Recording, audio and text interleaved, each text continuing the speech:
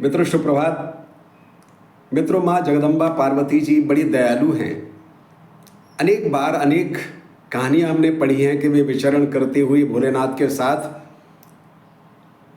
किसी गरीब को, किसी असहाय को, किसी अभावग्रस्त को देखती हैं और भोलेनाथ से मदद करने को कहती हैं। एक बार बहुत सारे लोग एक दिशा में जा रहे थे तो उन्होंने भोलेनाथ से प्रश्न किया कि प्रभु, ये सब लोग कहाँ जा रहे हैं? बोले, पार्वती, ये सभी लोग गंगा स्नान को जा रहे हैं। उन्होंने कहा, गंगा स्नान से क्या होता है? बोले, गंगा स्नान का फल स्वर्ग प्राप्ति होता है। बोले, सारे लोग स्वर्ग जाएंगे? बोले, नहीं, सारे लोग तो नहीं जाएंगे। बोले, क्यों नहीं जाएंगे? जब आप कह रहे हैं गंगा स्नान का फल सबको मिलना चाहिए तो मिलता है। तो उन्होंने कहा, पार्वती, ऐसा नहीं है।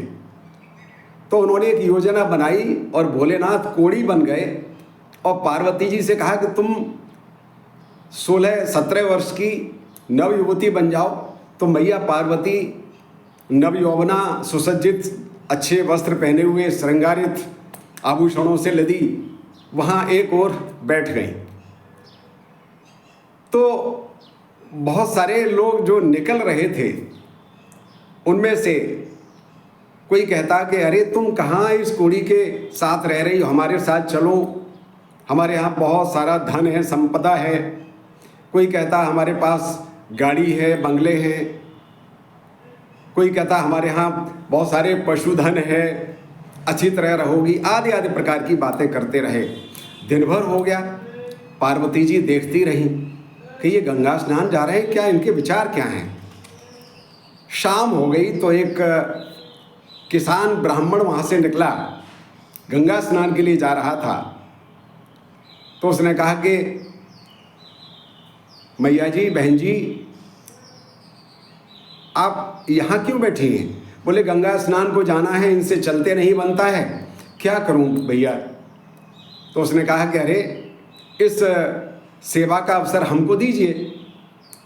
उस ब्राह्मण ने वस्त्र से कोड़ी के शरीर से जो कहीं मवाद बह रहा था, खून बह रहा था, उसको साफ किया और अपने कंधे पर लेकर के, अपनी पीठ पर लेकर के उस कोड़ी को लेकर चलने लगा। तब भगवान भोलेनाथ मुस्कराए, बोले, ये स्वर्ग जाएगा। वो लोग नहीं जाएंगे जो केवल बाह्य दृष्टि से गंगा स्नान को जा रहे हैं लेकिन अंतर्मन मैला है, मन में कपट है, कूड़ा है, विषय विकार हैं। वे वहाँ अगर मैं भेज दूंगा तो वहाँ भी वही बुराई फैलाएंगे, वहाँ भी वही कुदृष्टि रखेंगे, इसलिए वे नहीं जाएंगे, उनको तो नरक में ही जाना है। ये ब्राह्मण, ये कृषक, ये स्वर्ग जाएगा। ये सच्चे मन से गंगा स्नान करने जा रहा है। मित्रों,